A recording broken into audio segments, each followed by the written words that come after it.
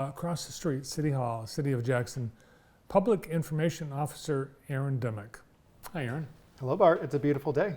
I've heard, and I am anxious to get outside today. Yes. It's going to be our last nice day, I'm told. Yeah, but wow, what a great fall. Yeah. Yeah. It's been great. It's been very good for my migraines. I'm a migraine sufferer. Oh, really? So when the weather changes, I get terrible migraines. Oh, wow. So thankfully things have been nice and steady. So it's been good for me. Well, I hope you have a migraine-free weekend. Thank you. So first I want to check in about the election. It looks like we had pretty good turnout in Jackson. Yeah, turnout in the city of Jackson is typically lower than what we see in the county, which is often unfortunate to see. But we're pleased to say that as far as the city of Jackson is concerned, we had what we'd consider a high voter turnout. So we had around a 36% voter turnout for this election. And that is down than what we see in a presidential election. 36%? Yes. Wow. But when we compare that to other elections, an election for mayor is somewhere around 15-17% voter turnout.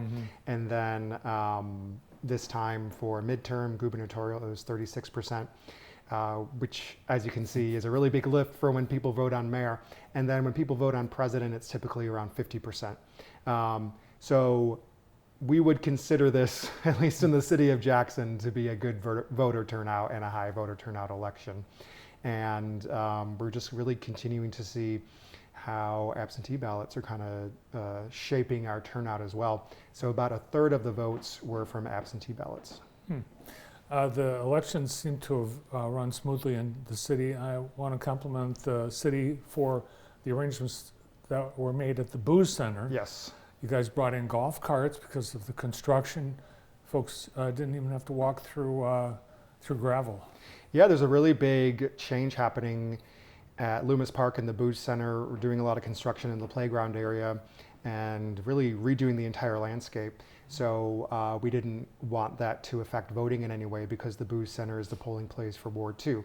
So all the different city departments worked together to find a solution. So put down some temporary pavement, brought out some big lights, and provided golf carts so people could get in and out of the polling place. So it was really great to see all the city departments come together to help people vote. Yeah, I was shocked to see how much went into making sure that people were able to get access and be safe, and it was neat to see all the city folks working there for that. All right, so we're done with the election. Yes. Now on to Thanksgiving. Can't believe it's 2 weeks from today. That's right. So next week we have a really big operation at the city of Jackson. Our police department is going to be giving away free turkeys. Oh boy. Yes, we're very excited about it. Are these turkeys that they've confiscated over the last year? No, these are frozen turkeys, I believe, from Kroger. So this is actually happening with our police department, but specifically through our group violence intervention program.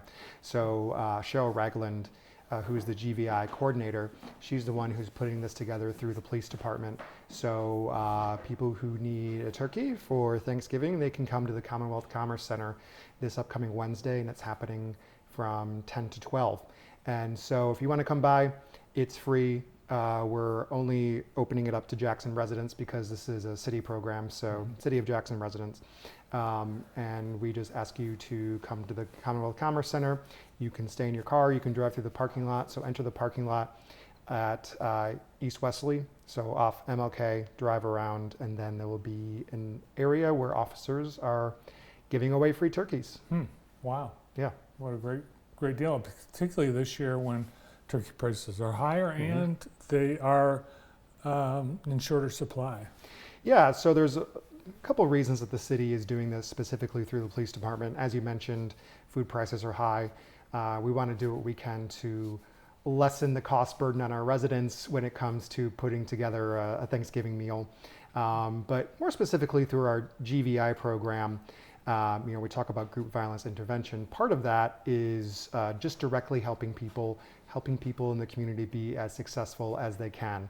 And we think providing people with enough food on the table for a really important family holiday is going to be part of that. So, there is the goodwill effort of, showing the community that our police department cares about our residents and having the officers hand off the turkey to people. But this really kind of shows what the GVI program does, how it's kind of more the gentler side of the police department to be doing this work. So essentially what GVI stands for Group Violence Intervention, and it's a strategy that communities across the country have employed to reduce gun violence.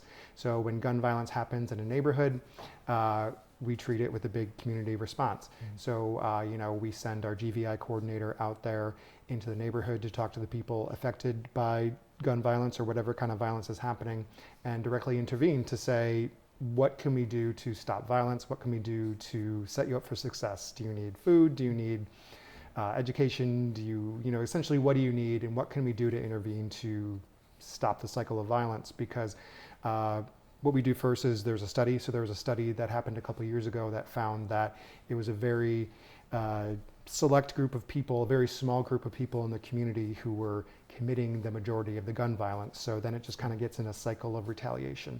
So this is about breaking that cycle and doing a community-wide effort to reduce violence. And we're expecting this strategy will reduce gun violence in Jackson, because when we look at other communities who employ a GVI strategy, it really does lower gun violence.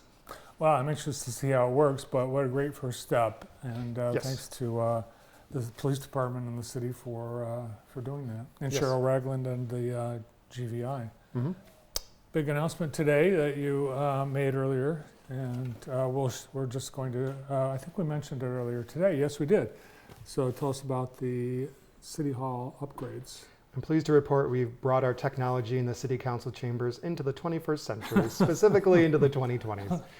We had a lot of outdated technology in our City Council chambers, which made viewing and listening to our City Council meetings very difficult.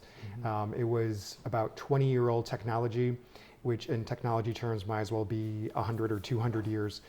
So we worked with our partners here at JTV to do a really big upgrade, and I believe it's now 100% complete, and folks watching at home, our City Council meetings are now enjoying better audio and video.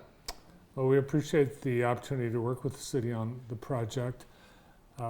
We were able, I think, using our experience in building our HD studio here a few years ago, gave our team, specifically Teague Gerwick, who headed up the project, and Adam Bragenzer, shown here, the skills and experience to undertake this great project. Yes, so some people might know that JTV services our City Council meetings.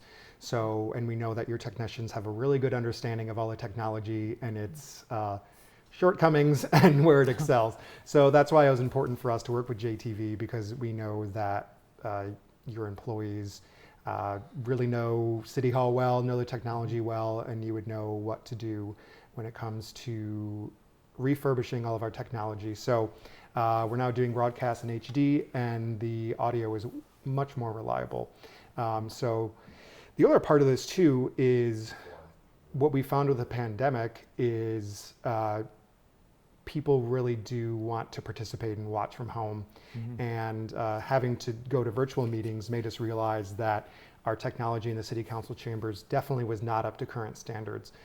So we want people to know what's going on in the city of Jackson. We want people to be able to watch what our City Council does and the decisions that go into our city. So part of that is making it easier for people to watch, because the video quality was very poor. It was not in HD, it was still in standard definition, and the audio was really inconsistent as well. So we really hope that this will increase the participation of our residents when it's much easier to watch these broadcasts. Great. Quick reminder, leaf collection is underway, and there's a map on the city website. Yeah, unfortunately we are experiencing some delays. So that's just because the weather situation this fall is all the leaves dropped in about a week's time. Usually this part of November, we probably have about half of the leaves down. So that's why we did our best to try to calculate when we would want to start collection. Unfortunately, it's very hard to predict. I remember in 2019, there was snow when we wanted to start our collection. And then 2020 and 2021 were favorable years. We got everything done on time. But we're just kind of at the mercy of nature. Yeah.